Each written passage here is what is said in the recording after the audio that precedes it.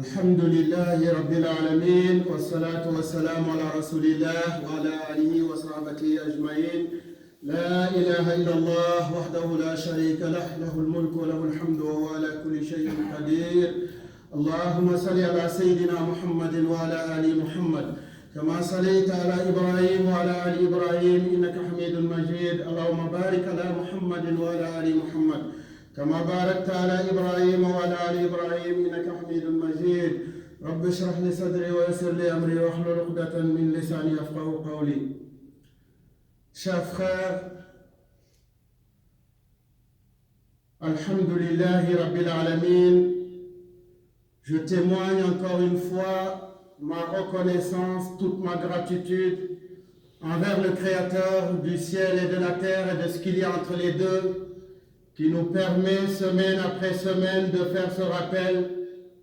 Je prie sur le meilleur des hommes, le prophète sallallahu alayhi wa sallam, qui a été envoyé à l'humanité tout entière comme étant une source de miséricorde.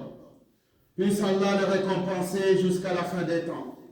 Chers frères, faut-il le rappeler toujours, encore et encore, faut-il rappeler le caractère éphémère de cette vie, chers frères? Faut-il rappeler à quel point les choses vont vite, à quel point, chers frères, nous sommes soumis à une certitude, mais à une incertitude également. La certitude étant al-maut, la mort, l'incertitude étant l'heure, chers frères. On ne sait pas quand, où, ni comment. Chers frères, pour la petite histoire, il y a quelques semaines, j'ai eu au téléphone une dame que je connais très bien, qui vient de perdre son mari. Qu'Allah lui pardonne et pardonne à l'ensemble de nos morts. Cette dame a partagé avec moi cette histoire de son mari. Il avait juste un peu de fièvre. Elle lui a proposé de l'amener à la clinique pour checker un tout petit peu. Il est parti avec lui, mais avant de partir, il lui fait savoir que, écoute, moi j'ai une mission à préparer. Je dois me préparer dans le cadre de mon travail, je dois aller en mission. Donc allons-y à la clinique, et puis moi de toute façon, il faut que je prépare ma mission. Ils sont partis à la clinique, la dame lui a dit, monsieur, est-ce que vous pouvez rester quelques jours avec nous, quelques heures? Je pense même quelques heures. Allahu Akbar. Et il lui a dit, non, je ne peux pas rester, ma mission, il faut que je parte en mission. Il lui a dit, mais vu que c'est comme ça, donnez-moi juste quelques médicaments, une petite prescription, je vais rentrer à la maison. Et la dame, n'ayant pu le retenir, lui a prescrit quelques médicaments. Lui, il repart à la maison avec la certitude, le yaqin, qu'il part en mission. Lui, il a les pensées rivées vers sa mission. Arrivé à la maison, les choses ne se sont pas améliorées, comme il le pensait peut-être. Et là, sa femme appelle son frère qui est à Genève, je pense, et lui parle un peu de la situation, et lui dit, de toute façon, je connais quelqu'un à l'hôpital principal, c'est au Sénégal, il faut l'amener là-bas, comme ça on va en regarder. Là encore, je pense qu'il ne voulait pas y aller, parce qu'il veut aller en mission. Et finalement, il accepte de partir à l'hôpital là-bas, et il arrive là-bas, on regarde, on lui dit, bon, on va te retenir quelques jours, juste pour voir comment ton état de santé, comment les choses s'améliorent. Et ce qui se passe, c'est qu'il demande à ce qu'on lui ramène son ordinateur à l'hôpital, parce que de toute façon, il doit aller en mission. Donc, amenez-moi mon ordinateur, moi je prépare ma mission. Wallahi, chers frères, pour faire court, il n'est jamais sorti de cet hôpital vivant. Il n'est jamais parti en mission, chers frères. Il n'est jamais parti en mission. Lui qui avait la certitude qu'il allait partir en mission. Lui qui avait plein de projets dans la tête. Sa femme vient de me dire qu'ils étaient sur le point de terminer une maison avec un investissement de plusieurs millions et qu'ils avaient planifié une date pour partir en Chine, acheter l'ensemble de l'ameublement de la maison, chers frères. Chers frères, qu'Allah lui pardonne et pardonne à nos morts. Mais wallahi, chers frères, cette histoire doit nous faire réfléchir. Cette histoire doit nous faire réfléchir.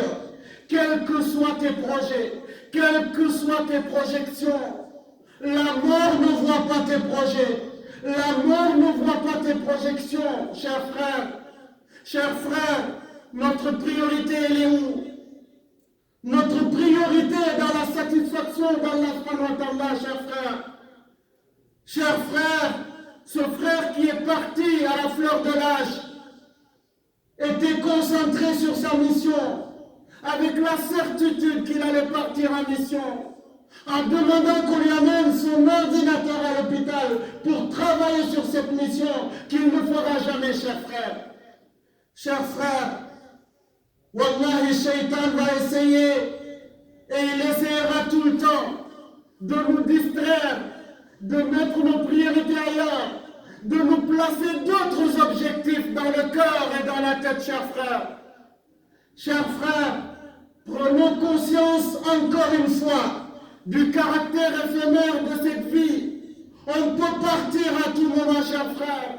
Si tu rates une prière, dis-toi peut-être que tu n'auras plus l'occasion de faire une autre prière, chers frères. Si tu rates un moment de faire le bien, dis-toi peut-être que tu n'auras plus le temps ni le moment de faire ce bien, chers frères. Chers frères, nous sommes de passage sur cette terre. Rappelez-vous de ce hadith du prophète sallallahu alayhi wa sallam qui va faire une recommandation à un humain, qu'Allah soit satisfait de lui, et lui dit: sois sur cette terre comme un étranger, comme un passant. Quand j'entends dire, chers frères, on ne vit qu'une seule fois. Quand j'entends dire, chers frères, il faut profiter de la vie, j'ai envie de dire oui, mais j'ai envie de rajouter quelque chose. Profite de ta vie pour préparer ta mort. Non, on ne vit pas qu'une seule fois. Sur cette terre, oui, on vit une seule fois, mais la vraie vie, on la connaît. Elle dure pour l'éternité, chers frères. Comment peut-on comparer quelque chose qui va se terminer et quelque chose qui ne va jamais se terminer? Comment peut-on comparer quelque chose qui est éphémère à l'éternel, à l'éternité, chers frères? Chers frères, plus que jamais, l'essentiel est dans la satisfaction d'Allah subhanahu wa ta'ala.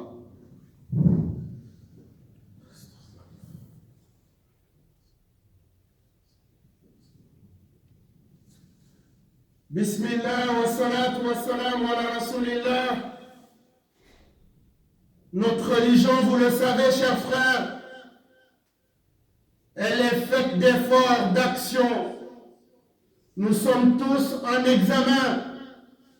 Je l'ai déjà dit et je le répète parce que le rappel est utile aux croyants. Chers frères, les examens que nous passons sur cette terre, un permis de conduire, tu peux le repasser 3 fois, 4 fois, 7 fois, 10 fois, chers frères. Chers frères, quand on te donne une copie à la fac, à l'école, on te dit tu as jusqu'à 10 heures. Et tu regardes l'heure passée, tu te dis j'ai encore le temps. Mais chers frères, l'examen que nous sommes en train de passer, on ne connaît pas le temps dont on dispose, chers frères. Wallahi, ne compte pas sur ta santé pour dire j'ai le temps. Ne compte pas sur ton âge pour dire j'ai le temps. Personne ne sait le temps dont il dispose pour cet examen, chers frères. Encore une fois, notons-le dans nos cœurs et dans nos esprits. Il n'y aura pas de rattrapage, chers frères. C'est un examen où il n'y aura pas de rattrapage. Combien dans l'au-delà sont consumés dans l'amertume, dans le chagrin, qui supplient pour revenir sur cette terre, pour faire une bonne action? Combien, chers frères? Est-ce que nous voulons faire partie de cela? La réponse, vous la connaissez, non. Chers frères, notre religion est faite d'action et d'efforts. Qui parle d'action et d'efforts parle de motivation. On doit se motiver les uns et les autres, chers frères. D'où l'importance de ce rappel. Et en parlant de motivation, chers frères, Wallahi, je vous invite à lire souvent la description du paradis, tel que c'est décrit dans les jardins des vertus, dans le Saint-Coran, dans les hadiths prophétiques.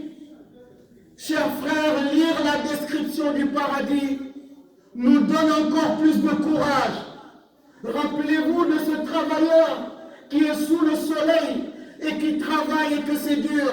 Quand il pense au salaire qu'il va recevoir, ça l'encourage. Chers frères, là je ne parle pas de salaire, chers frères. Je ne parle pas de salaire et je vais rappeler le hadith prophétique rapporté par Abu Huraira où le prophète sallallahu alayhi wa sallam dit, Allah exalté soit-il dit, j'ai réservé pour mes serviteurs, en parlant du paradis, chers frères, ce que nul œil n'a jamais vu, ce que nulle oreille n'a jamais entendu, et ce que nul esprit ne peut imaginer, chers frères. Chers frères, ce hadith donne du courage, donne de la volonté à multiplier les bonnes actions, à multiplier les bonnes œuvres, à faire zikr, à faire istighfar, chers frères, à demander pardon. Et peut-être, Inch'Allah, comme nous le souhaitons nous tous, nous allons rencontrer la miséricorde d'Allah subhanahu wa ta'ala. Car, chers frères, selon le hadith apporté par Ahmad, nul, le prophète sallallahu alayhi wa sallam nous dit, nul ne peut entrer au paradis si ce n'est par la miséricorde d'Allah subhanahu wa ta'ala. Et les sahabis, on lui a demandé, oh ya Rasulullah, même toi, ô messager d'Allah, il dit, même moi, à moins qu'Allah nous couvre de sa miséricorde. Nous demandons à Allah subhanahu wa ta'ala de nous couvrir de sa miséricorde le jour de la résurrection. Nous, nos familles et l'ensemble des musulmans, nous demandons à Allah subhanahu wa ta'ala de faire de nous des êtres guidés, des êtres éclairés, de nous compter parmi les gens qui réfléchissent, les gens qui font preuve de discernement et qui s'attachent à leur mission sur cette terre, qui est la satisfaction d'Allah subhanahu wa ta'ala.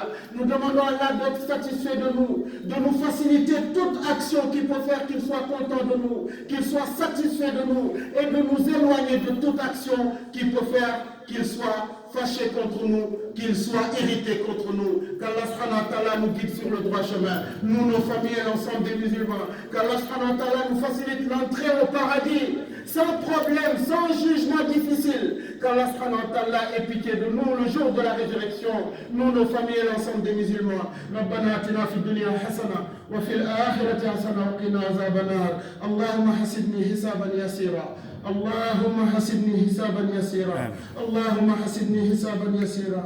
اللهم إنا نسألك الهدى والتقى والعفاف والغنى. اللهم إنا نسألك العافية في الدنيا والآخرة. ولا حول ولا قوة إلا بالله.